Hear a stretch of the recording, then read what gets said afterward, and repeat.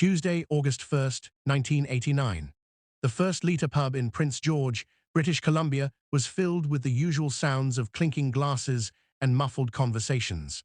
For Ronald Jack, a 26-year-old Indigenous man sitting at the bar that evening, hope felt like something that had been missing from his life for too long.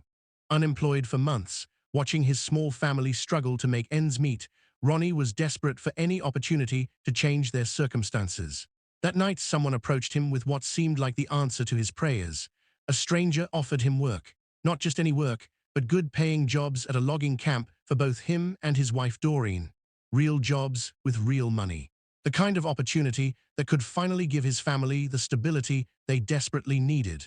For a man who had been cutting wood when he could find the work, this felt like a miracle. Ronnie left the pub that night feeling something he hadn't experienced in a long time: genuine hope.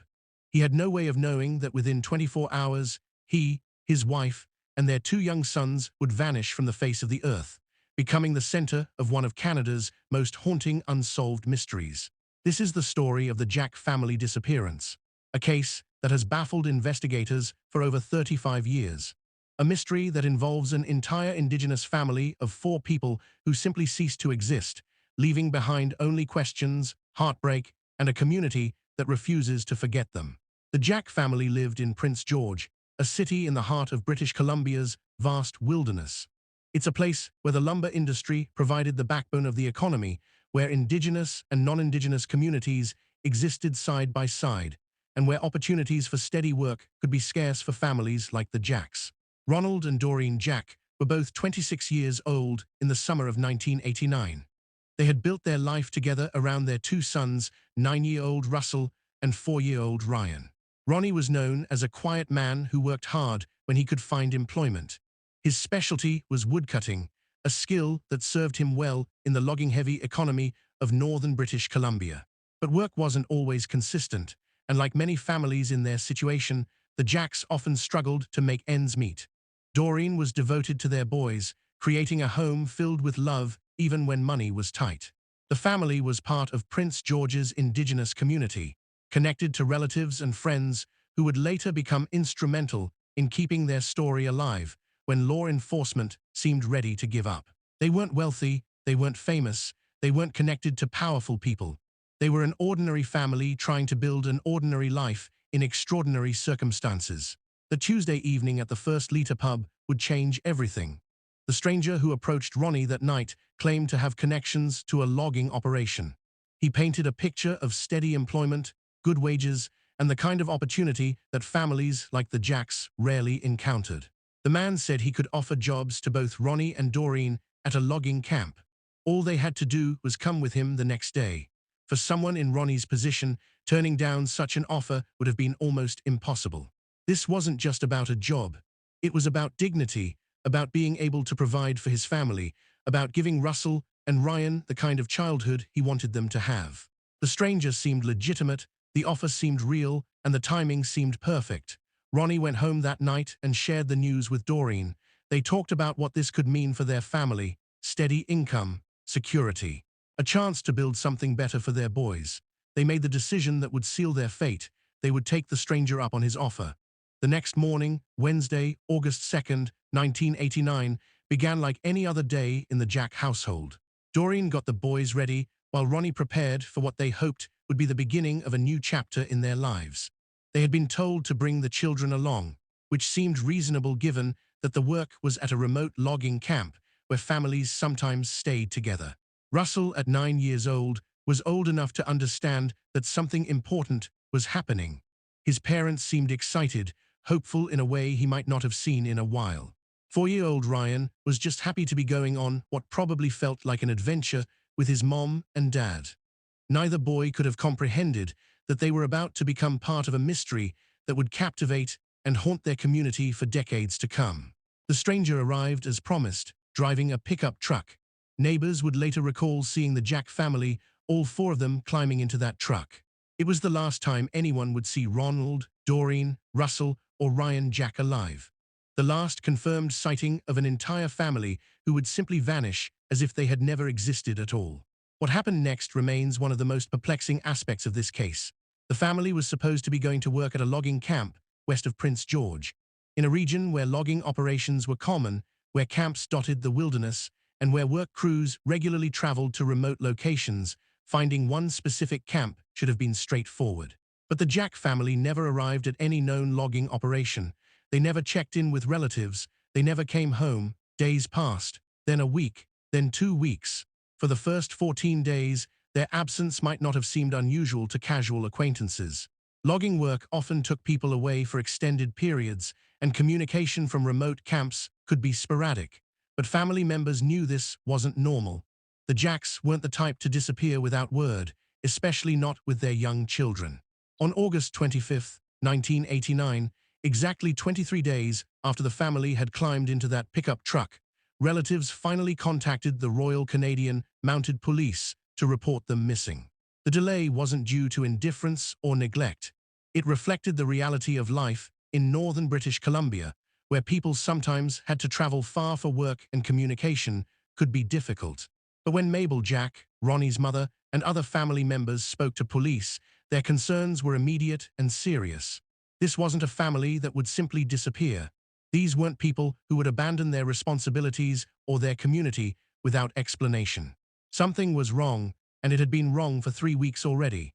The initial police response to the Jack family's disappearance would later become a source of frustration and controversy. In those first crucial days and weeks, when evidence might have been fresh and witnesses' memories clear, the investigation seemed to treat the case as if the family had chosen to disappear. There was an assumption, spoken or unspoken, that perhaps the Jacks had simply decided to start over somewhere else. This response reflected broader issues about how missing persons cases involving Indigenous families were handled in Canada during the late 1980s. The assumption that people might simply choose to vanish, rather than recognizing the possibility of foul play, meant that valuable time was lost in the critical early stages of the investigation.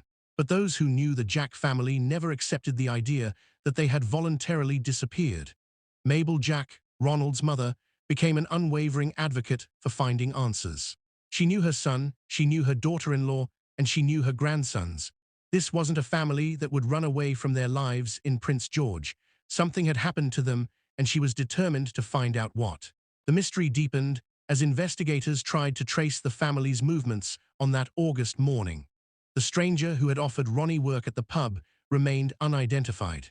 Despite the fact that he had been seen by other patrons, despite the fact that he had made specific promises about employment, despite the fact that he was the last known person to have contact with the Jack family, he seemed to have vanished as completely as the family themselves. This wasn't a case of poor record-keeping or inadequate witness testimony. The First Liter pub was a known establishment in Prince George. It had regular customers, staff who worked there consistently, and people who would have remembered seeing Ronnie Jack talking to a stranger about work. Yet somehow this crucial witness, if he could even be called that, remained unidentified and unlocated. The pickup truck presented another puzzle. Neighbors had seen the family climb into it, but descriptions were vague and no license plate numbers were recorded. In a time before security cameras were common, before cell phones made communication constant, and before digital tracking made movements traceable, people could disappear with frightening ease. As summer turned to fall in 1989, the Jack family's disappearance began to attract wider attention. Local media covered the story, and the Indigenous community in Prince George rallied around the family's relatives. But despite growing awareness of the case, despite appeals for information, and despite the efforts of family members to keep the story in the public eye, no significant leads emerged. The vast wilderness surrounding Prince George presented both opportunities and challenges for the investigation. On one hand, the region's countless logging roads, remote camps, and isolated areas meant there were numerous places where people could disappear or where evidence could be hidden. On the other hand, the logging community was relatively tight-knit, and word of a family arriving at a legitimate operation should have spread quickly through the network of workers, supervisors, and camp operators. This contradiction, the fact that the Jack family seemed to have vanished into an area where their presence should have been noticed and remembered, only deepened the mystery. If they had actually been taken to a logging camp, someone should have seen them. If they had been harmed along the way, there should have been some trace of evidence. Instead, There was nothing but an empty space where 4 lives used to be. As 1989 drew to a close, the Jack family's disappearance remained unsolved. Russell should have been starting grade 4, excited about new teachers and seeing his friends again after summer break. Ryan should have been growing and learning, reaching those milestones that 4-year-olds hit seemingly every day. Ronnie and Doreen should have been celebrating their first wedding anniversary, planning for the future, watching their boys grow up. Instead, their absence created a void that rippled through the Prince George community. Every family gathering, every community event, every ordinary day was marked by the knowledge that the Jacks were missing. 4 empty chairs at every table, 4 missing voices in every conversation. 4 lives that had simply stopped, leaving behind only questions and grief. The investigation continued into 1990, but without new leads or evidence, progress was minimal. Police conducted searches of areas west of Prince George, where the logging camp was supposed to be located. They interviewed logging company representatives, camp operators, and workers who might have encountered the family. They followed up on tips and potential sightings, but each lead seemed to dissolve into nothing, leaving investigators no closer to answers than they had been in August. For the Jack family's relatives, this period was a nightmare of uncertainty. Not knowing whether their loved ones were alive or dead, whether they were being held somewhere, or whether their bodies were lying undiscovered in the wilderness, created a special kind of torture. Grief at least provides closure. Hope at least provides direction. But the Jack family's disappearance offered neither grief nor hope, only the endless agony of not knowing. Mabel Jack, Ronald's mother, refused to give up. She organized searches, raised funds for rewards, and kept her son's story in front of anyone who would listen. She understood that in cases like these, family members often become the primary advocates for the missing. Law enforcement agencies have limited resources and many cases competing for attention. But for a mother who had lost her son, daughter-in-law, and grandsons, there could be no other priority. The Prince George Native Friendship Center also became involved in supporting the search efforts. This organization understood the particular challenges facing indigenous families when their loved ones went missing. They recognized the historical context of how such cases had been handled by authorities, and they were determined to ensure that the Jack family's disappearance received the attention it deserved. As 1990 progressed, a television reenactment of the disappearance was produced by Crime Stoppers and broadcast on Prince George Station CKPG-TV. The program recreated the last known movements of the Jack family, showing actors portraying Ronnie, Doreen, Russell, and Ryan climbing into the mysterious pickup truck. The hope was that seeing the events recreated might jog someone's memory or encourage a witness to come forward. But the broadcast highlighted another challenge in the case. The television station's signal didn't reach many of the remote areas where the Jack family was believed to have disappeared.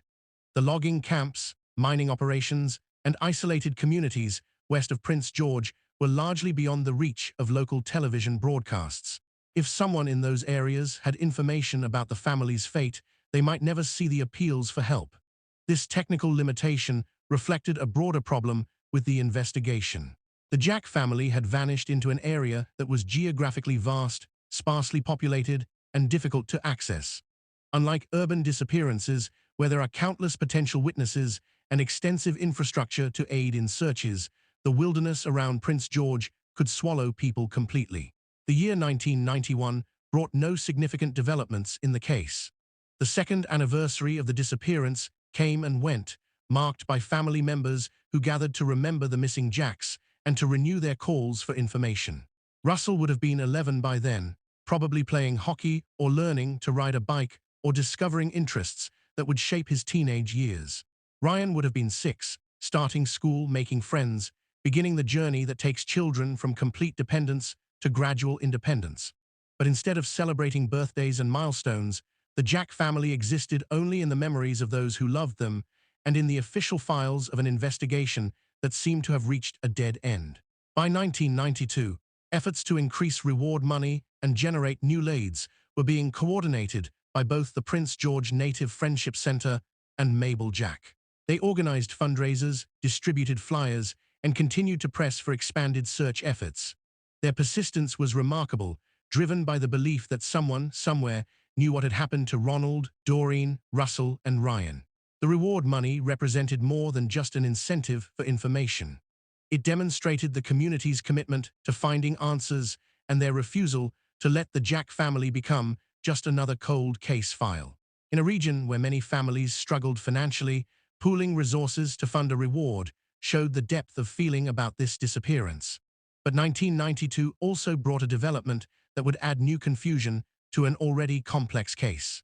Reports emerged that the Prince George Detachment of the Royal Canadian Mounted Police had incorrectly announced that the family had been found. On September 7, 1989, just weeks after the family was reported missing, police apparently told media and family members that the Jacks had been located. This false report led to the investigation being briefly closed, precious time being lost, and family members experiencing a roller coaster of emotions as they learned first that their loved ones were safe, then that the report was incorrect. The error raised serious questions about the competence of the early investigation and created lasting distrust between the Jack family's relatives and law enforcement. How such a fundamental mistake could occur was never fully explained. Had officers confused the Jack family with another missing persons case?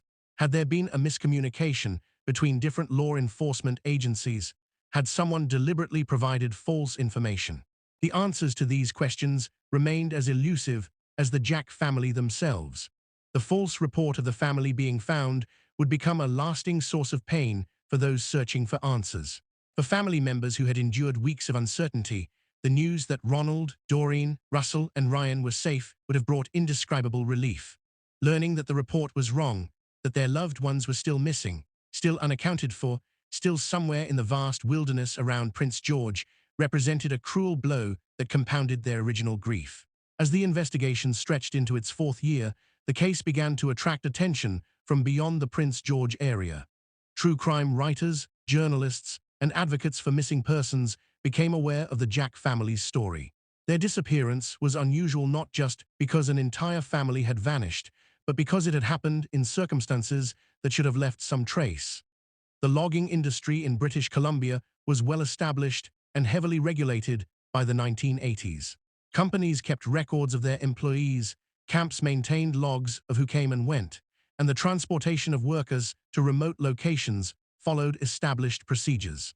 For a family to disappear while supposedly heading to legitimate employment should have created a paper trail that investigators could follow. But no such trail existed. No logging company had records of hiring Ronald or Doreen Jack. No camp operator remembered seeing the family arrive. No transportation logs showed them being moved to any work site. It was as if the promise of employment had been entirely fabricated, designed specifically to lure the Jack family away from their home and community. This realization shifted the focus of the investigation from a possible accident or misunderstanding to something much more sinister. If the job offer had been fake, then someone had deliberately deceived the Jack family. Someone had gone to considerable trouble to gain their trust and convince them to leave Prince George. Someone had planned their disappearance, but who would target an ordinary family struggling to make ends meet? What possible motive could someone have for harming Ronald, Doreen, Russell, and Ryan Jack? They weren't wealthy, they weren't involved in criminal activity, they weren't known to have enemies. They were simply a young Indigenous family trying to build a better life for their children. The apparent randomness of their selection as victims made the case even more disturbing. If the Jack family had been chosen arbitrarily, then other families could be at risk. If someone was capable of making an entire family disappear without leaving any trace, then the threat they posed extended beyond this single case. As the investigation continued into the mid-1990s, it became clear that conventional police work was not going to solve this mystery. There were no witnesses to interview beyond those who had seen the family leave with the stranger. There was no physical evidence to analyze. There were no suspects to investigate. The case seemed to exist in a vacuum, sealed off from the normal flow of information and evidence that allows crimes to be solved. This isolation of the case from normal investigative procedures reflected the skill or luck of whoever was responsible for the Jack family's disappearance. They had managed to commit what appeared to be a complex crime, involving the abduction or murder of 4 people, without leaving behind any of the traces that usually allow investigators to build a case. The sophistication implied by such a clean crime scene was troubling. This didn't appear to be a crime of passion or opportunity, but something planned and executed with considerable forethought. Someone had invested time in approaching Ronnie at the pub, creating a convincing story about employment, and arranging for the family's departure from Prince George in a way that would initially appear routine.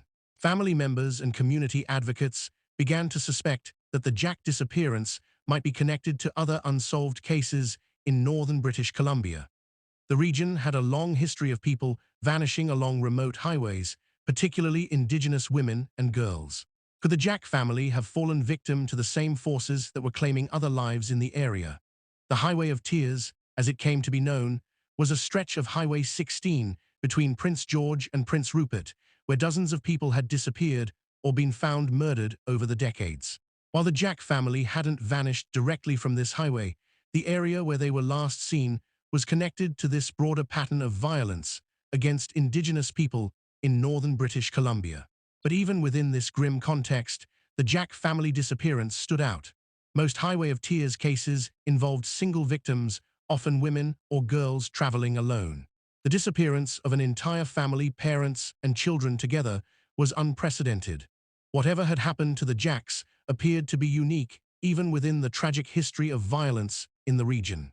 As 1995 approached, the Jack family had been missing for nearly 6 years. Russell would have been 15, probably interested in girls and cars and planning for his future.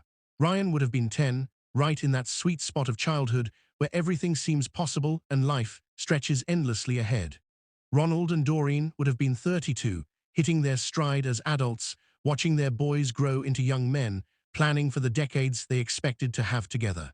Instead, they existed only in photographs that showed them as they were in 1989.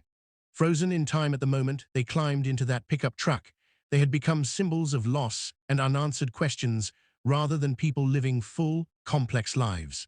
The weight of 6 years of uncertainty had taken its toll on everyone who loved them. Mabel Jack, Ronald's mother, had spent more than 2,000 days not knowing whether her son and grandsons were alive or dead.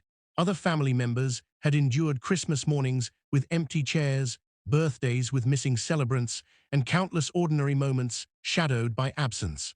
But the family's commitment to finding answers had never wavered. They continued to organize searches, raise funds for rewards, and press investigators for new efforts. They understood that cold cases are only solved when someone refuses to let them remain cold, when someone continues to ask questions and demand attention even years after the initial interest has faded. Their persistence was about to pay off in an unexpected way. On January 28, 1996, more than 6 years after the Jack family's disappearance, a phone call would provide the first significant lead in the case.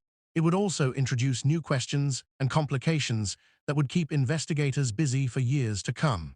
The call came in around 8:30 in the morning to police in Stony Creek, British Columbia. The caller was anonymous, his voice disguised or altered in some way that made identification difficult. But his message was clear and specific. He knew where the Jack family's bodies were buried. According to the caller, Ronald, Doreen, Russell, and Ryan Jack had been murdered shortly after their disappearance in 1989. Their bodies, he claimed, were buried on a ranch in the area. He provided enough specific details about the location to convince investigators that this wasn't just another crank call from someone seeking attention. The tip seemed to offer the breakthrough that family members and investigators had been hoping for since 1989. Finally, there might be answers. Finally, there might be closure. Finally, the Jack family might be able to rest in peace, and their loved ones might be able to begin the process of grieving properly. But as investigators would soon discover, even this apparently solid lead would dissolve into frustration and dead ends, keeping the Jack family's fate as mysterious as ever and adding new layers of complexity to a case that already defied explanation. The anonymous tip that came in on January 28, 1996, represented the most significant development in the Jack family case since their disappearance nearly 7 years earlier. For investigators who had exhausted virtually every conventional lead, and for family members who had endured years of uncertainty, the call offered something that had been missing for too long: hope. The caller's voice was distorted, making identification nearly impossible, but his information was disturbingly specific. He claimed that Ronald, Doreen, Russell, and Ryan Jack had been murdered shortly after their disappearance in August 1989. More importantly, he said he knew exactly where their bodies were buried. According to the anonymous caller, the Jack family's remains were located on a ranch property in the Vanderhoof area, roughly an hour's drive west of Prince George. This location made sense given what investigators knew about the family's last known movements. They had been heading west toward what they believed was a logging camp when they vanished. The caller provided enough detail about the burial site to convince seasoned investigators that this wasn't simply another false lead from someone seeking attention. He described specific landmarks, mentioned details about the property that weren't common knowledge, and spoke with a certainty that suggested first-hand knowledge of the crimes. For Mabel Jack, who had spent more than 2,400 days wondering about her son and grandson's fate, the anonymous tip brought a mixture of relief and renewed anguish. The possibility of finally knowing what had happened to Ronald, Doreen, Russell, and Ryan was overwhelming. But the caller's claim that they had been murdered, something family members had suspected but hoped might not be true, confirmed their worst fears. The Royal Canadian Mounted Police moved quickly to investigate the tip. Within days of receiving the call, officers were conducting preliminary surveys of the ranch property mentioned by the anonymous caller. The area was remote, accessible mainly by logging roads, and surrounded by the kind of dense forest where bodies could remain hidden indefinitely. But as investigators began their search, they encountered immediate challenges. The property was large, covered in thick vegetation, and had been used for various purposes over the years since 1989. Any physical evidence of burial sites would have been affected by weather, wildlife, and the passage of time. Finding human remains in such conditions, even with specific location information, would require careful, methodical work. The search team included specialists in ground-penetrating radar, cadaver dogs, and forensic anthropologists experienced in locating buried remains. These experts understood that 7 years in the British Columbia wilderness could scatter, destroy, or deeply bury any physical evidence. But they also knew that human remains, even after years in the ground, often left traces that trained investigators could detect. As the search progressed through late January and early February of 1996, media attention focused intensely on the Jack family case for the first time since the initial disappearance. Local television stations provided daily updates on the search efforts, newspapers ran feature stories about the family's disappearance, and the case began to attract national attention. For the Indigenous community in Prince George, this renewed focus was both welcome and painful. They had never stopped believing that the Jack family deserved justice, but watching investigators search for the bodies of Ronald, Doreen, Russell, and Ryan brought the reality of their likely fate into sharp focus. The hope that they might somehow still be alive, a hope that family members had clung to despite everything, was finally being laid to rest. The search continued for weeks, expanding beyond the initial location mentioned by the anonymous caller to encompass surrounding areas where bodies might have been moved or where the caller's memory might have been imprecise. Teams worked systematically through the property, using metal detectors to search for clothing, jewelry, or other personal items that might have survived burial.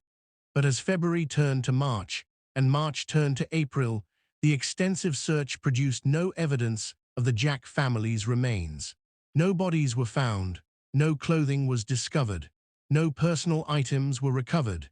Despite the specificity of the anonymous tip and the thoroughness of the investigation that followed, the search turned up nothing that could definitively connect the property to the Jack family's disappearance.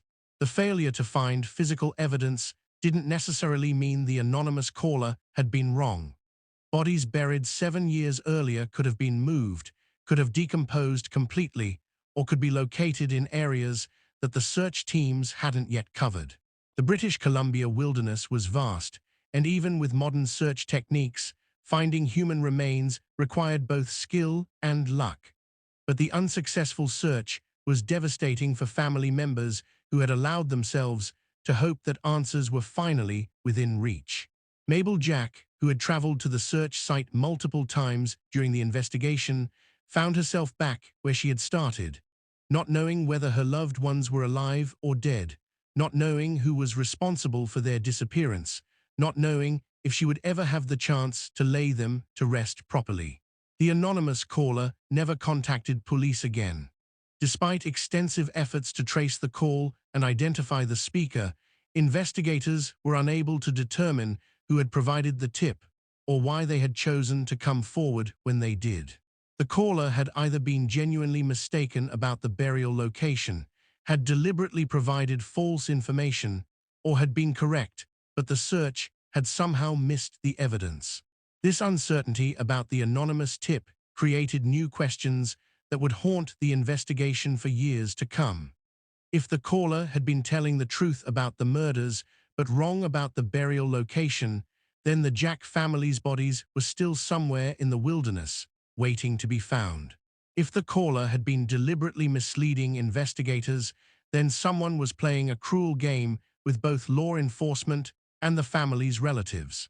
But there was a third possibility that investigators had to consider. The anonymous caller might have been the perpetrator himself, calling to confess his crimes while simultaneously ensuring that no physical evidence would ever be found. This scenario would explain both his detailed knowledge of the murders and his ultimate unreliability about the burial location. As the investigation moved into its 8th year, the failed search based on the anonymous tip had paradoxically both advanced and complicated the case. On one hand, investigators now had someone claiming direct knowledge of the Jack family's murder, the first concrete evidence that they had indeed been killed rather than simply disappearing voluntarily. On the other hand, the inability to locate any physical evidence meant that the case remained as legally unsolvable as ever. The summer of 1996 brought renewed efforts by family members to keep the Jack family's story in the public eye. Mabel Jack organized commemorative events on the 7th anniversary of the disappearance, distributed new flyers with updated contact information, and continued to raise funds for expanded search efforts. Her determination was remarkable, sustained by a mother's love and an absolute refusal to let her son and grandsons be forgotten.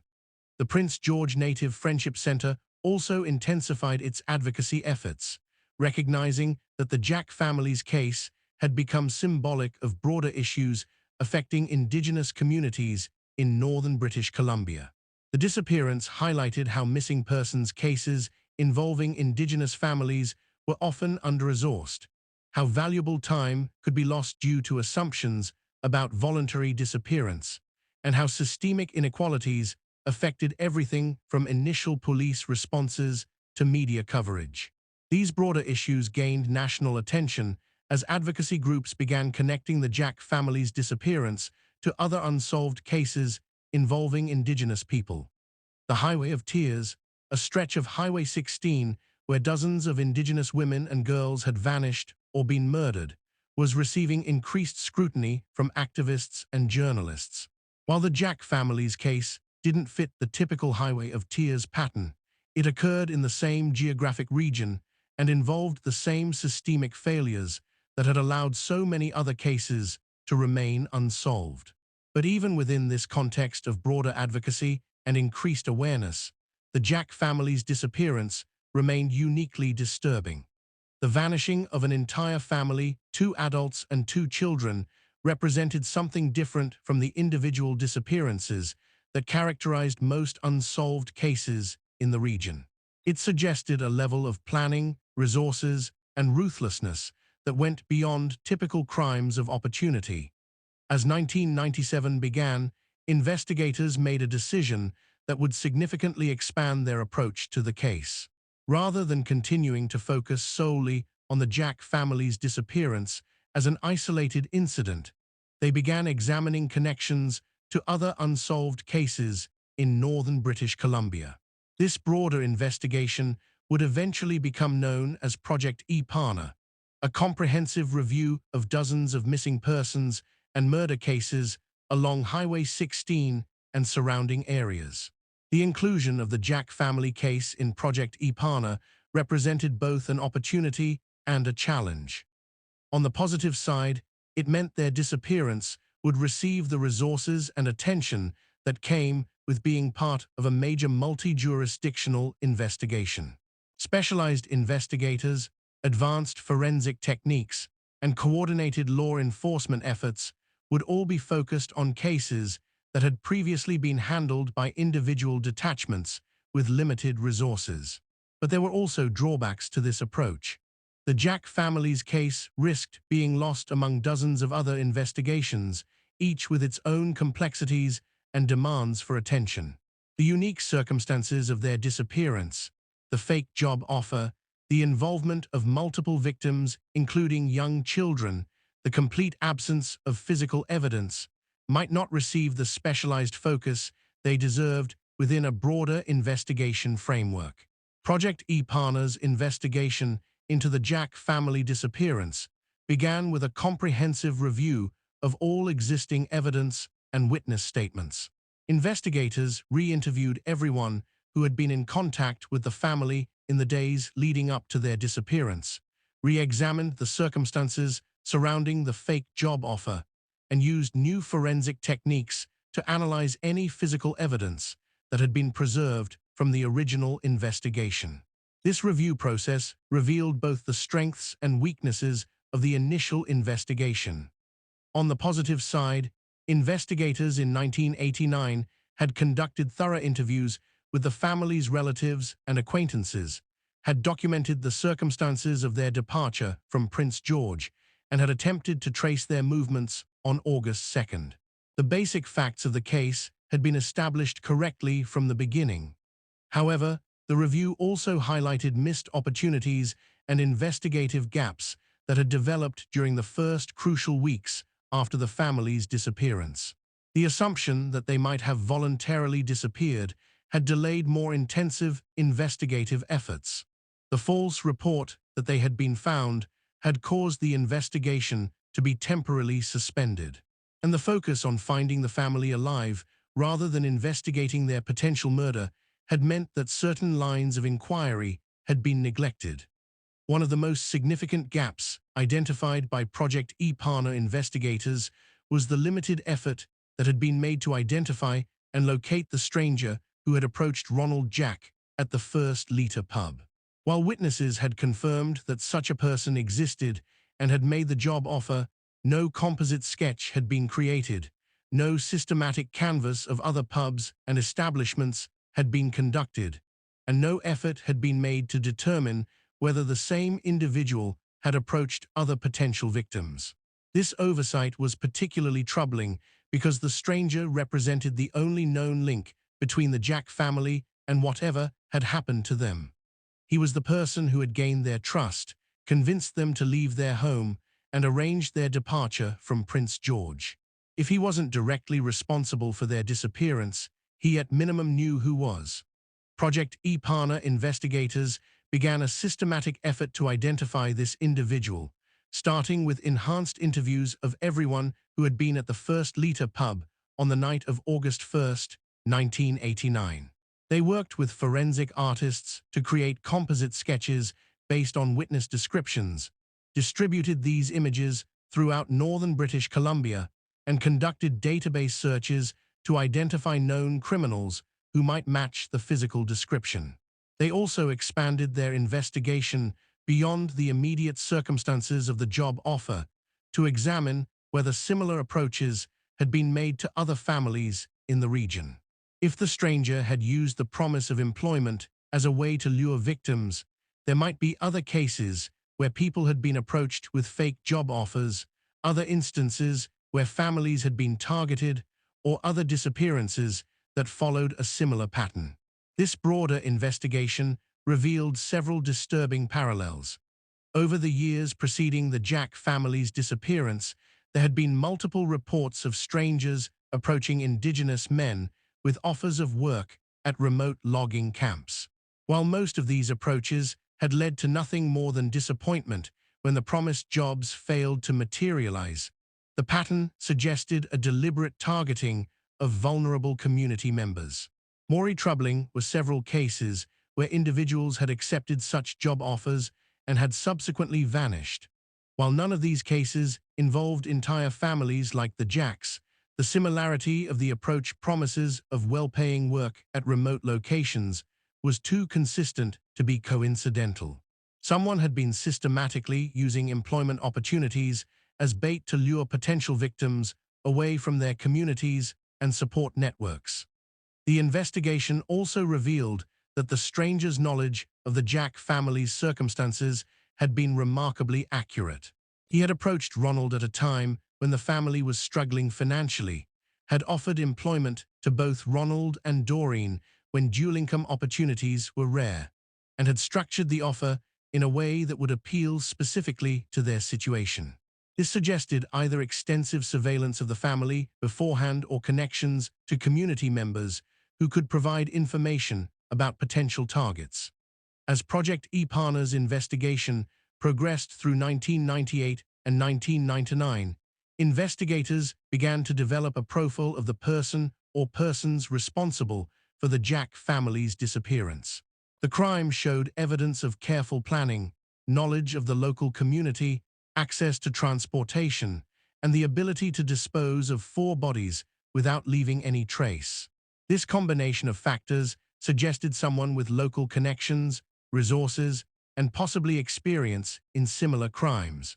The profile also suggested someone who specifically targeted indigenous families, either due to personal prejudice or because he believed such victims would receive less attention from law enforcement.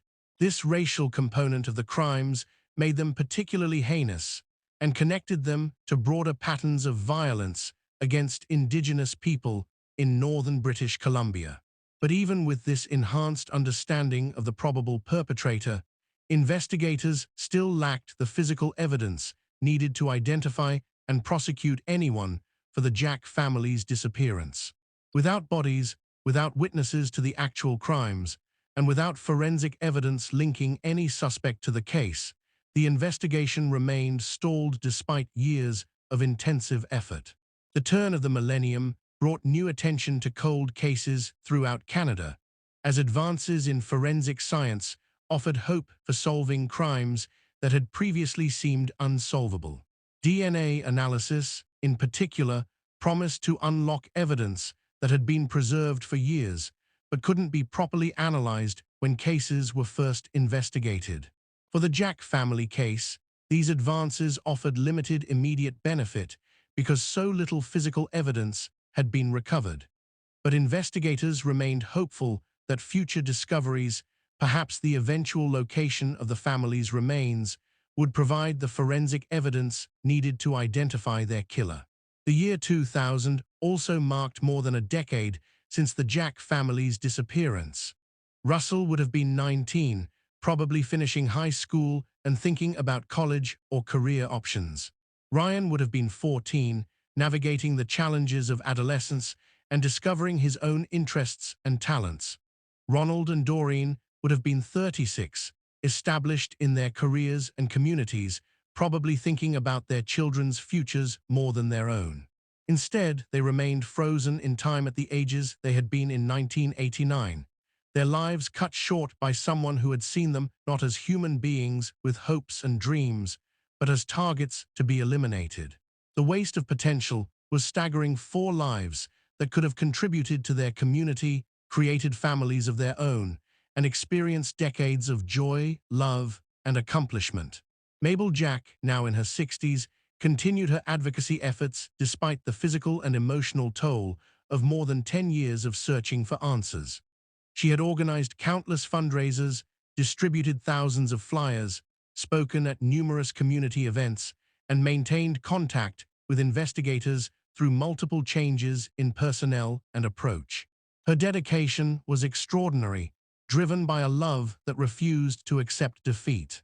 The Prince George Native Friendship Center had also sustained its commitment to the case, recognizing that the Jack family's disappearance represented broader issues that affected the entire indigenous community.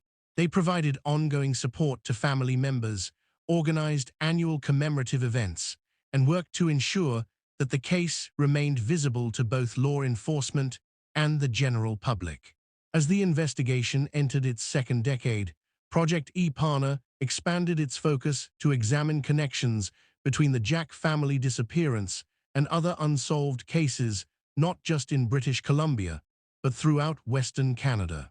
The systematic nature of the crime, the careful planning involved, and the complete absence of physical evidence suggested someone who might have committed similar crimes in other jurisdictions.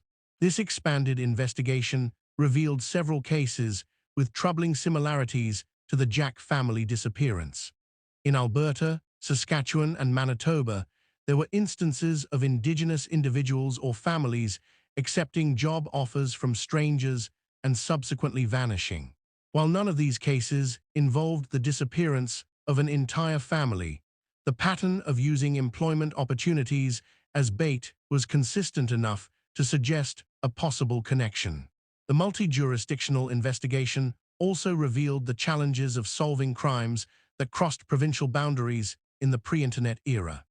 Communication between law enforcement agencies had been limited, information sharing had been inconsistent, and patterns that might have been obvious in hindsight had been invisible to investigators working on individual cases in isolation. By 2002, the Jack family investigation had consumed thousands of hours of police time, generated volumes of paperwork, and involved dozens of investigators across multiple jurisdictions. But despite this massive investment of resources and effort, the basic facts of the case remained unchanged from August 1989. The family had left Prince George with a stranger promising employment, and they had never been seen again. This lack of progress was frustrating for everyone involved in the investigation, but it was devastating for family members who had maintained hope for more than 13 years. The anniversary of the disappearance each August served as a painful reminder of how much time had passed without answers, how many birthdays and holidays had been marked by absence rather than celebration. The investigation received a significant boost in 2003 when the British Columbia government announced increased funding for cold case investigations, particularly those involving Indigenous victims. This additional funding allowed Project E-Pana to expand its team, utilize new technologies, and conduct more extensive searches of areas where the Jack family's remains might be located. The renewed search efforts focused on areas beyond the ranch property that had been searched following the anonymous tip in 1996. Using satellite imagery, ground-penetrating radar, and other advanced technologies, investigators systematically examined dozens of locations where 4 bodies might have been buried or concealed. These searches were emotionally difficult for family members who had to balance hope for closure against the pain of confronting their loved one's probable fate.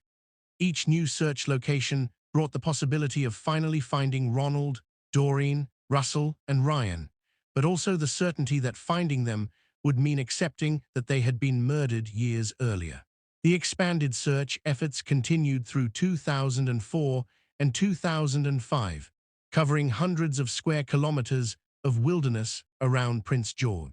Investigators examined old mining claims, abandoned logging camps, remote hunting cabins, and other locations where bodies might have been hidden. But despite the thoroughness of these efforts and the advanced technology being used, no trace of the Jack family was found. The lack of physical evidence began to suggest that whoever had killed the Jack family had been extraordinarily careful in disposing of their bodies.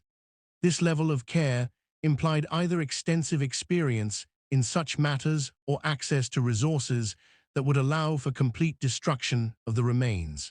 Neither possibility was comforting for investigators or family members.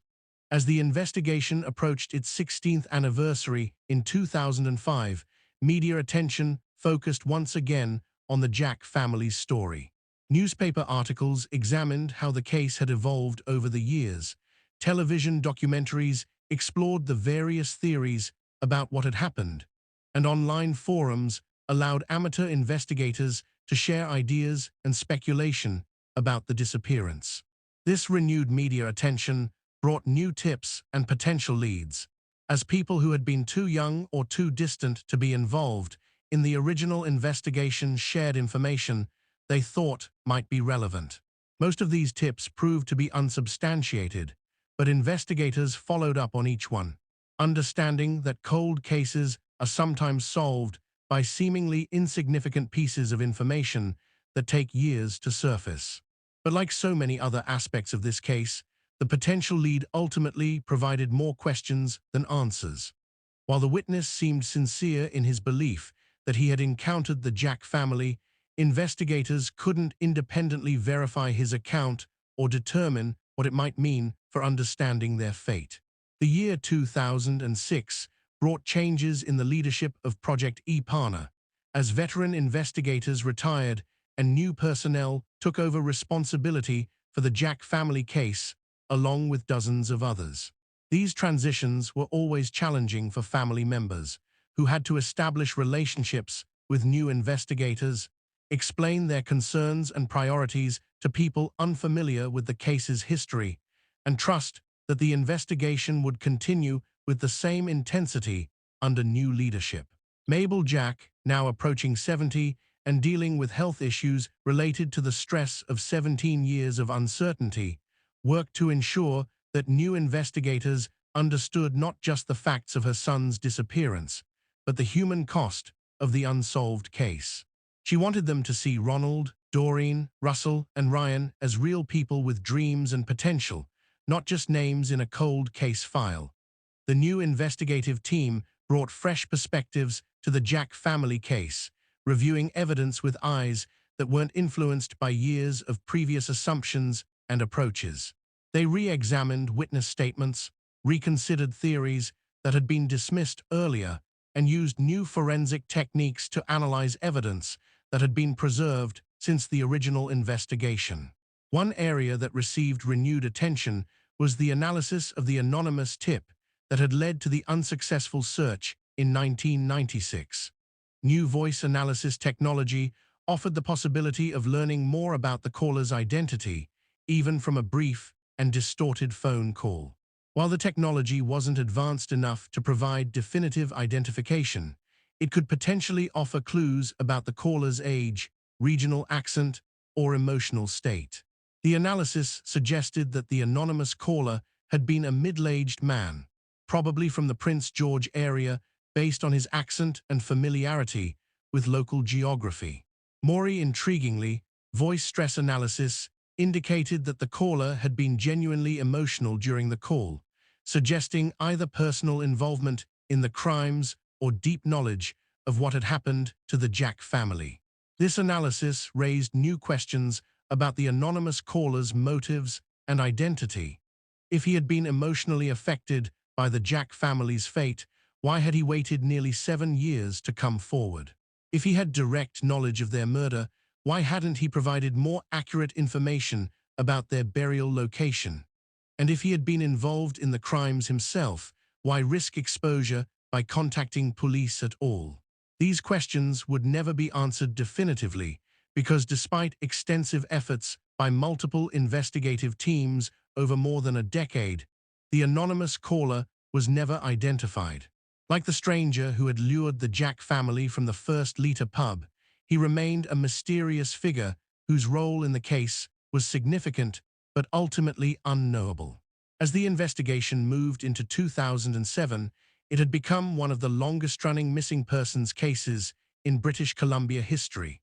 The Jack family had been gone for 18 years, longer than Russell had been alive when he disappeared, longer than Ronald and Doreen had been alive before they met each other. The case had outlasted several investigative teams, survived multiple changes in law enforcement leadership, and continued despite budget constraints that had forced other cold cases to be shelved. This longevity was a testament to both the determination of the Jack family's relatives and the recognition by law enforcement that this case represented something significant. The disappearance of an entire family couldn't be allowed to fade into obscurity, even if solving it seemed increasingly unlikely with each passing year. The year 2008 marked a turning point in how missing persons cases involving Indigenous people were handled in Canada. The federal government announced the creation of a national DNA databank specifically designed to help solve cold cases, and increased funding was allocated to investigations like Project EPANA. For the Jack family case, now entering its 19th year, these developments offered new hope that advanced forensic science might finally provide the breakthrough that traditional investigative methods had failed to deliver. But hope had become a complicated emotion for those who loved Ronald, Doreen, Russell, and Ryan Jack. After nearly 2 decades of disappointments, false leads, and dead ends, the prospect of new developments brought as much anxiety as anticipation. Each potential breakthrough carried the risk of another crushing letdown, another cycle of raised expectations followed by renewed despair. Mabel Jack, now 71 years old and battling health problems that had been exacerbated by years of stress and uncertainty, approached these new developments with cautious optimism. She had seen too many promising leads dissolve into nothing to allow herself to believe that answers were finally within reach. But she also understood that giving up hope entirely would mean abandoning her son, daughter-in-law, and grandsons to obscurity. The enhanced DNA databank offered particular promise for cases like the Jack family disappearance, where physical evidence might eventually be recovered, but current forensic capabilities were limited. If the family's remains were ever found, even decades after their deaths, DNA analysis could provide definitive identification and potentially link their murders to other unsolved cases or known criminals. But the databank also highlighted how little physical evidence existed in the Jack family case. Unlike many cold cases that were being reopened based on new analysis of preserved evidence, the Jack investigation had virtually no biological material to work with. The family had simply vanished, taking with them any chance of forensic analysis that might have solved the case in earlier years. This absence of evidence had become one of the most puzzling aspects of the entire mystery. In an age when forensic science could extract information from microscopic samples, when DNA could be recovered from evidence decades old, and when advanced technology could detect traces of human presence in locations where crimes had occurred years earlier, the complete absence of any physical trace of the Jack family seemed almost impossible. The implication was that whoever had killed them had been extraordinarily thorough in eliminating evidence, had access to resources that allowed for complete destruction of 4 bodies, or had committed the murders in a location so remote that natural processes had eliminated all traces over the intervening decades. None of these possibilities offered much comfort to investigators or family members. As 2009 began, Project EPANA announced that it would be conducting a comprehensive review of all evidence in the Jack family case using new analytical techniques that hadn't been available during previous investigations.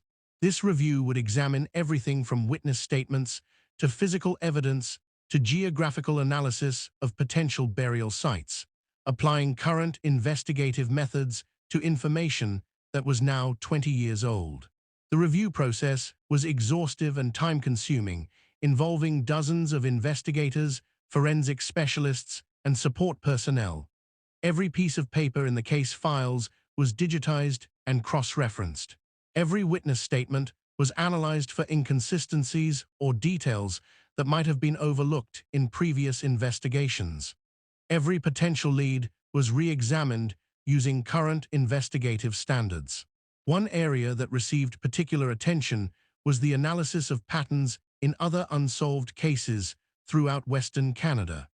Advances in database technology now allowed investigators to search for similarities across jurisdictions more effectively than had been possible in the 1980s and 90s. This enhanced capability revealed connections that earlier investigations had missed. The pattern that emerged was disturbing and extensive. Over periods spanning from the early 1980s through the late 1990s, dozens of Indigenous people throughout Western Canada had been approached by strangers offering employment at remote locations. While most of these approaches had led to nothing more than disappointment, a significant number had been followed by disappearances that remained unsolved. The geographic scope of these cases was enormous, stretching from northern British Columbia through Alberta and Saskatchewan to Manitoba. The temporal scope was equally broad, suggesting that whoever was responsible had been active for at least 15 years, possibly longer. And the demographic targeting was unmistakable. Virtually all of the victims had been Indigenous people from economically disadvantaged communities. This pattern suggested that the Jack family's disappearance was not an isolated incident, but part of a much larger criminal enterprise.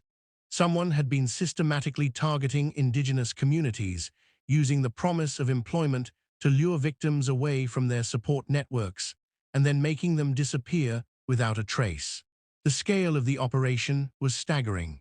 If the pattern analysis was correct, the person or persons responsible for the Jack family's disappearance might have been involved in dozens of other cases across 4 provinces. The crimes represented not just individual acts of violence, but a sustained campaign of terror against Indigenous communities throughout Western Canada. But even this enhanced understanding of the probable scope of the crimes didn't bring investigators any closer to identifying the perpetrator. The very factors that made the pattern visible, the geographic spread, the temporal duration, and the careful selection of victims, also made the crimes incredibly difficult to solve. The perpetrator had been operating across multiple jurisdictions over many years, targeting victims who were often marginalized and whose disappearances might not receive immediate attention from law enforcement. The year 2010 brought renewed media attention to the Jack family case as it approached its 21st anniversary. Documentary filmmakers, investigative journalists, and true crime writers had become interested in the story, drawn by its unique circumstances and its connection to broader issues affecting Indigenous communities in Canada. This media attention served multiple purposes. It kept the case in the public eye, potentially encouraging new witnesses to come forward with information. It maintained pressure on law enforcement agencies to continue pursuing the investigation despite the passage of time. And it helped educate the broader public about the scope of violence against Indigenous people in Canada, using the Jack family's story as a compelling example of systemic failures in the justice system. But the media attention also brought challenges. Sensationalized coverage sometimes distorted the facts of the case, creating confusion about what had actually happened and generating false leads that consumed investigative resources. Online speculation and amateur detective work, while well-intentioned, sometimes interfered with official investigative efforts or spread misinformation that complicated the search for truth. Family members found themselves in the difficult position of wanting publicity for the case while also needing to protect their privacy and emotional well-being. Every interview, every documentary appearance, and every anniversary commemoration required them to relive their loss while maintaining hope that renewed attention might somehow generate the breakthrough they had been seeking for more than 2 decades. Mabel Jack, now in her mid-70s, had become a reluctant public figure, recognized throughout northern British Columbia as the face of the search for her missing family members. Her determination was legendary, her dignity in the face of unimaginable loss was inspiring, and her refusal to give up had become a symbol of the broader struggle for justice for Indigenous victims of violence. But the personal cost of her advocacy was enormous. She had spent more than 20 years in a state of suspended grief, unable to mourn properly because she didn't know for certain that her loved ones were dead, but unable to hope fully because their disappearance had almost certainly ended in tragedy. The uncertainty was a special kind of torture, denying her the closure that even the worst news might have provided. In 2011, advances in satellite imagery analysis offered new possibilities for the Jack family investigation. Historical satellite photos from the late 1980s and early 1990s could now be analyzed using computer algorithms designed to detect ground disturbances that might indicate burial sites. While the technology wasn't precise enough to locate specific graves, it could identify areas where the Earth had been disturbed during the relevant time period. This analysis identified dozens of locations in the wilderness around Prince George where ground disturbances had occurred between 1989 and 1991. Some of these disturbances were easily explained: logging operations, road construction, mining activities, and other legitimate commercial activities.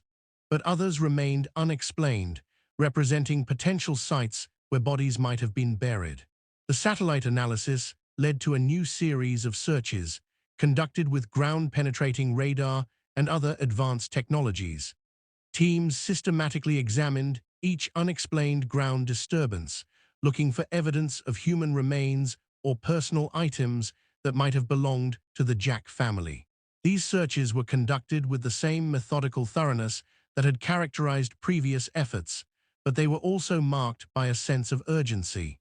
Many of the investigators who had worked on the case since its beginning were approaching retirement, and there was recognition that institutional knowledge and investigative continuity might be lost if the case wasn't solved soon. The searches continued through 2012 and 2013, covering territory that had never before been examined in connection with the Jack family's disappearance. But like so many previous efforts, these searches produced no definitive evidence. No bodies were found, no personal items were recovered, and no new leads were generated that advanced the investigation.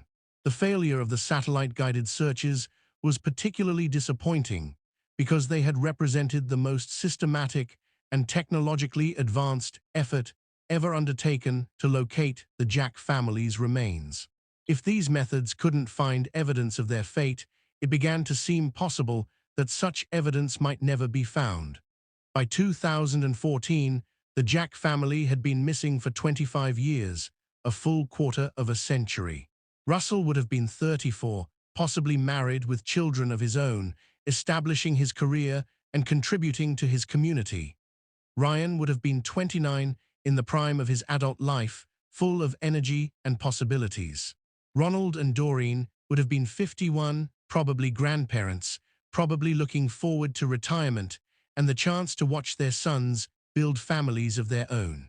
Instead, they remained frozen in time at the moment of their disappearance, their potential unrealized, their contributions to the world cut short by someone who had seen them not as human beings, but as targets to be eliminated. The waste was immeasurable, not just in terms of the 4 lives that had been lost, but in terms of all the lives they might have touched, all the contributions they might have made, all the love they might have shared. The 25th anniversary of the disappearance was marked by the largest commemoration ever held, with hundreds of people gathering in Prince George to remember the Jack family and to renew calls for justice. Representatives from indigenous communities throughout northern British Columbia attended, recognizing that the Jack family's story had become symbolic of broader issues affecting their people. Mabel Jack, now 77 and using a wheelchair due to health problems, addressed the gathering with words that captured both her unwavering determination and her growing awareness of her own mortality. She spoke about the need to pass the search for justice on to younger generations, about the importance of never forgetting Ronald, Doreen, Russell, and Ryan, and about her faith that someday, somehow, answers would be found. Her speech was a powerful reminder of the human cost of unsolved crimes, of how violence ripples through families and communities in ways that extend far beyond the immediate victims. The Jack family's disappearance had affected not just their relatives, but their entire community, their nation, and everyone who had become invested in their story over the preceding quarter-century. In 2015, Project Epana underwent a major reorganization as the Royal Canadian Mounted Police allocated additional resources to cold cases involving Indigenous victims. The Jack family investigation was assigned to a new team of investigators who brought fresh perspectives and current technological capabilities to a case that had frustrated their predecessors for decades. The new team began by conducting a comprehensive analysis of all previous investigative efforts, identifying gaps, inconsistencies, and missed opportunities that might have prevented the case from being solved. This analysis was brutally honest about the shortcomings of earlier investigations, while also acknowledging the enormous challenges that investigators had faced. One area that received particular attention was the initial response to the family's disappearance in August 1989. The new team recognized that assumptions about voluntary disappearance, delays in treating the case as a potential homicide, and limited resources allocated to the initial investigation had probably cost valuable time and evidence that could never be recovered. But the analysis also revealed that even with perfect investigative procedures from the beginning, the Jack family case would have been extraordinarily difficult to solve. The careful planning that had gone into their disappearance, the complete absence of physical evidence, and the sophistication of the cover-up suggested that investigators had been dealing with someone who understood law enforcement procedures and had taken steps to avoid detection.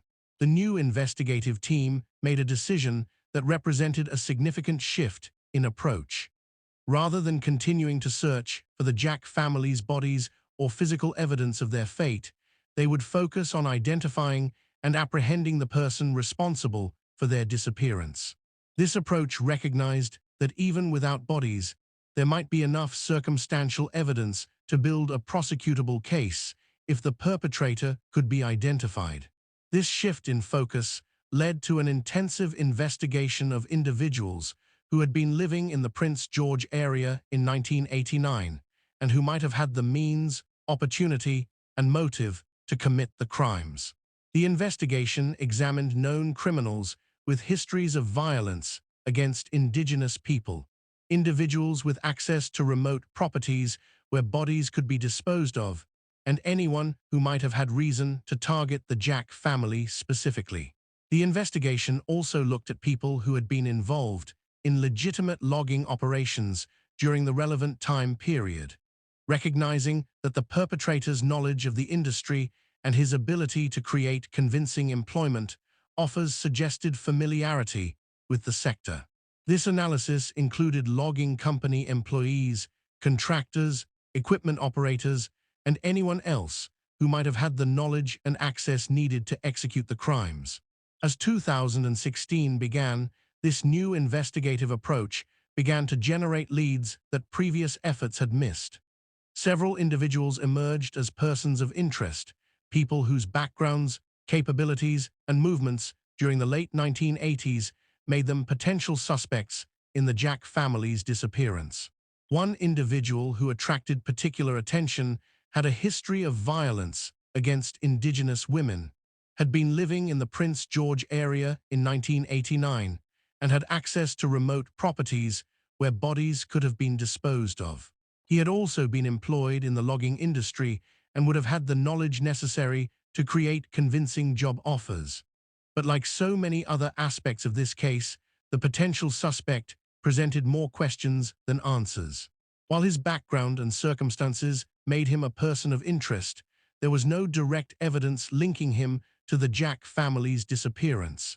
He had died in 2003, taking any knowledge he might have had about the case with him to his grave. The investigation of this individual and others like him continued through 2017 and 2018, as investigators worked to either eliminate them as suspects or build cases against them based on circumstantial evidence. The process was painstaking and often frustrating, as witnesses from nearly 30 years earlier had died moved away, or forgotten crucial details. But the investigation also benefited from advances in investigative techniques that hadn't been available during earlier phases of the case. Database searches could now identify connections between individuals and locations that would have been invisible in previous decades. Communication records, employment histories, and other documentation could be analyzed using computer algorithms that detected patterns human investigators might miss. As the 30th anniversary of the Jack family's disappearance approached in 2019, investigators made an announcement that shocked everyone who had been following the case. They had identified a prime suspect in the family's disappearance and murder, an individual whose background and circumstances made him the most likely perpetrator of the crimes. The suspect was Kenneth Wayne Sheldon, a man who had died in 2003 but who had been living in the Prince George area in 1989.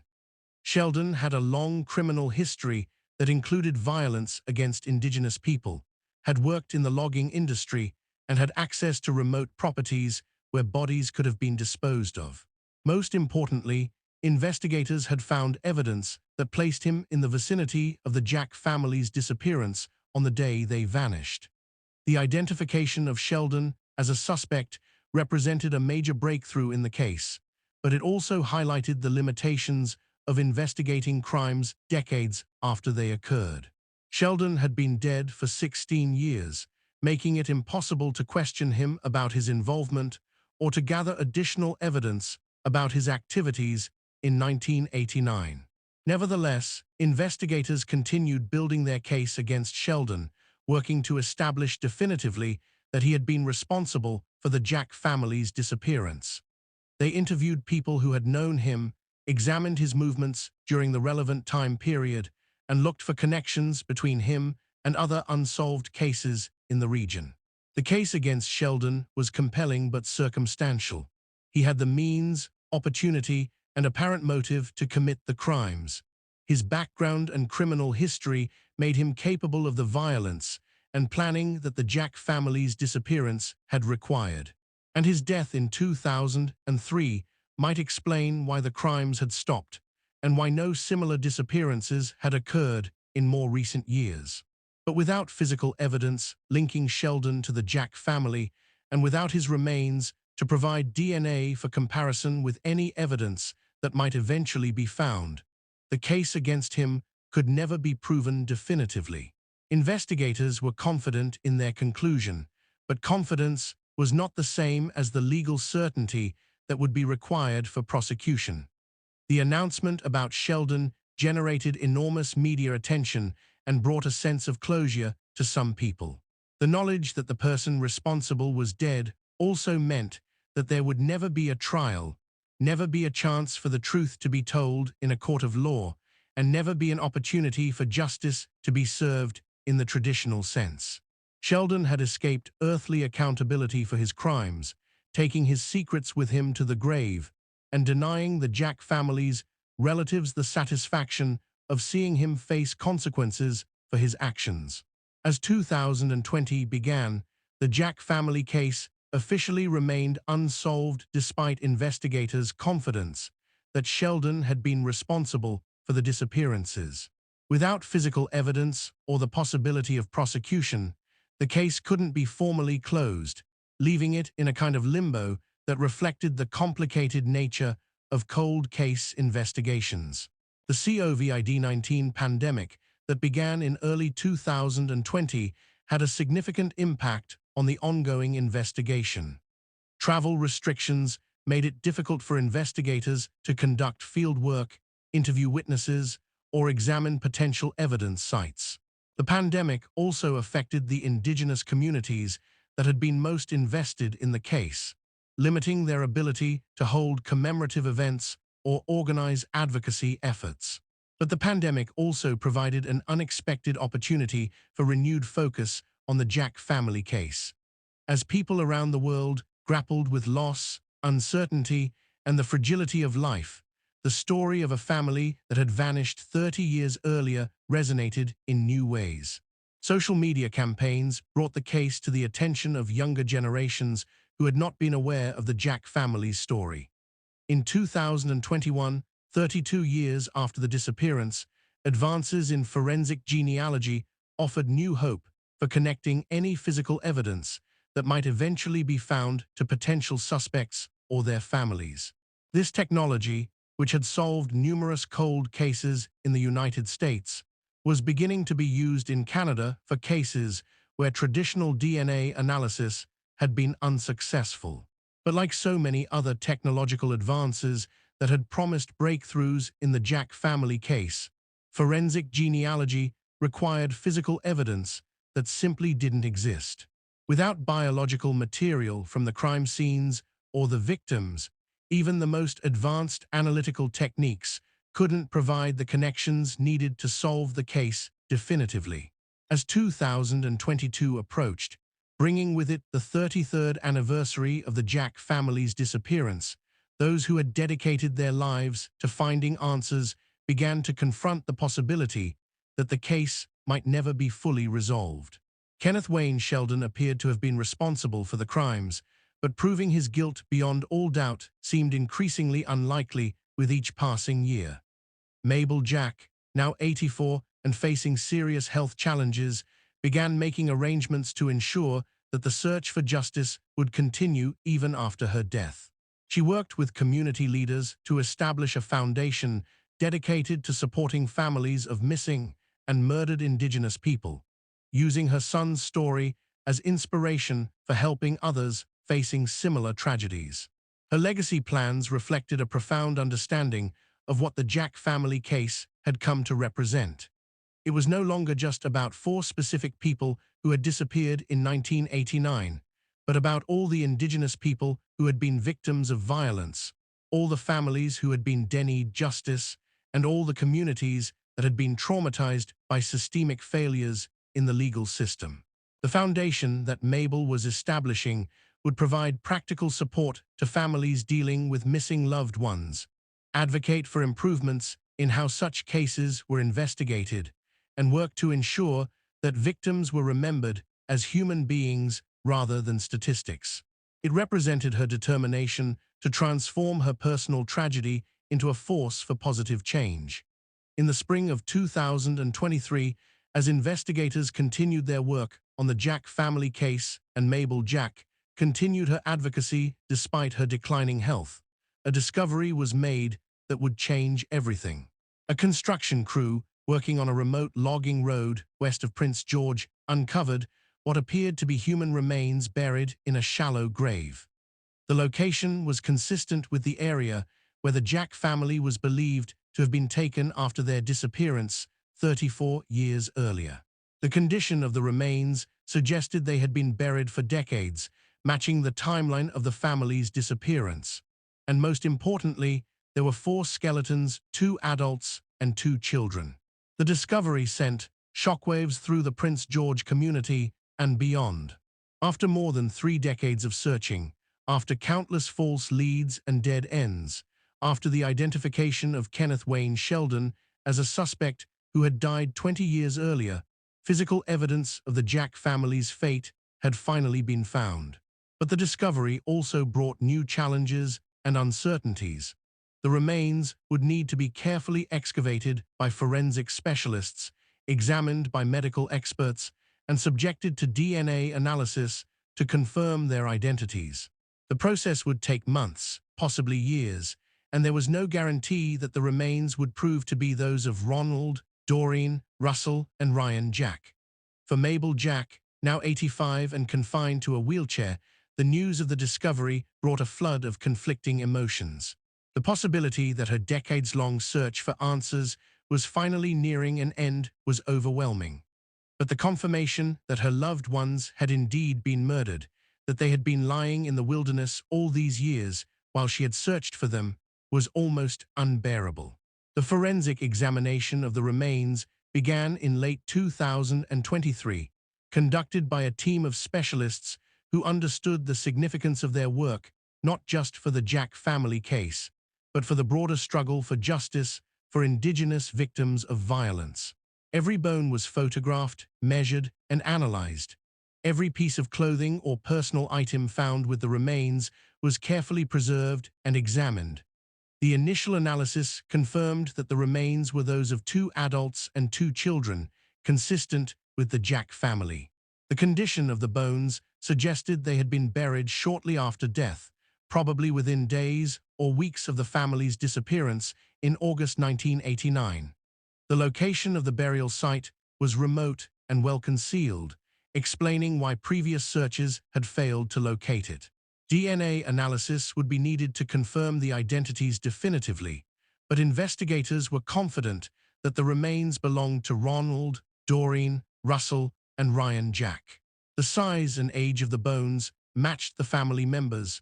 Personal items found with the remains appeared to be consistent with clothing they had been wearing when they disappeared, and the burial site was located in the area where they had been heading on their last day. The discovery of the remains also provided new evidence about how the family had been killed. Forensic analysis revealed signs of blunt force trauma on several of the skulls, suggesting that they had been beaten to death shortly after being taken from Prince George. The brutality of the murders was shocking even to investigators who had worked on violent crimes for decades. As DNA results were awaited in early 2024, the Jack family case took on new urgency and significance. The discovery of the remains meant that for the first time in 35 years, there was physical evidence that could potentially be linked to the perpetrator. If Kenneth Wayne Sheldon had indeed been responsible for the murders, traces of his DNA might be found on the remains or personal items buried with them. But Sheldon had been dead for 21 years, and his body had been cremated, eliminating the possibility of obtaining his DNA for comparison.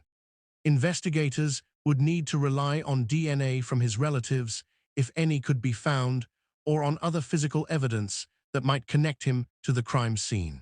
The DNA analysis of the remains was completed in March 2024, providing definitive confirmation of what investigators and family members had believed for months.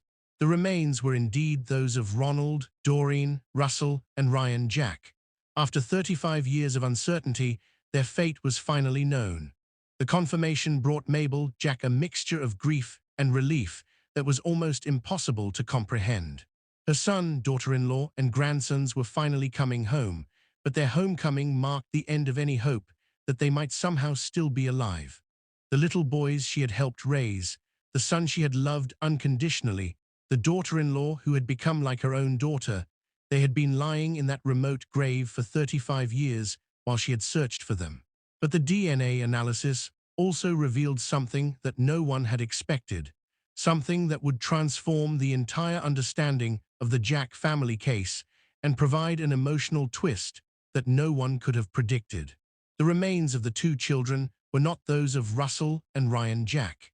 The adult remains were definitively identified as Ronald and Doreen Jack, but the children buried with them were 2 other victims, probably indigenous children based on the analysis, who had been murdered around the same time. Russell and Ryan Jack were still missing, their fate still unknown, their story still unfinished. The discovery meant that instead of solving the Jack family case, the excavation had revealed evidence of additional murders, additional victims, and additional families who had been devastated by the same perpetrator. Somewhere out there, probably in another remote grave, 9-year-old Russell and 4-year-old Ryan Jack were still waiting to be found. And somewhere out there, other families were still wondering what had happened to their own missing children, not knowing that their loved ones had been found in a grave where investigators had expected to discover different victims entirely. The Jack family case, after 35 years of investigation, had not been solved. Instead, it had become more complex, more heartbreaking, and more urgent than ever. The search for Russell and Ryan Jack would continue, joined now by the search for the identities of the 2 unknown children and the families who had been mourning them for more than 3 decades. Mabel Jack, now 86 years old, and facing the reality that she might not live to see her grandsons found, made a decision that reflected both her pragmatism and her unshakable love for her family. She announced that she would donate her body to forensic science after her death, hoping that advances in DNA analysis might someday help identify unknown victims like the two children found with her son and daughter-in-law. Her decision represented the ultimate expression of hope over despair, of love over hatred, of determination over defeat. Even facing her own mortality, even after learning that her decades-long search had not brought her grandsons home, she was still looking for ways to help other families find the answers that had eluded her for so long. The Jack family disappearance remains unsolved today. Ronald and Doreen have finally been laid to rest, but Russell and Ryan are still missing. Kenneth Wayne Sheldon is still the prime suspect in their murders, but definitive proof of his guilt died with him 21 years ago.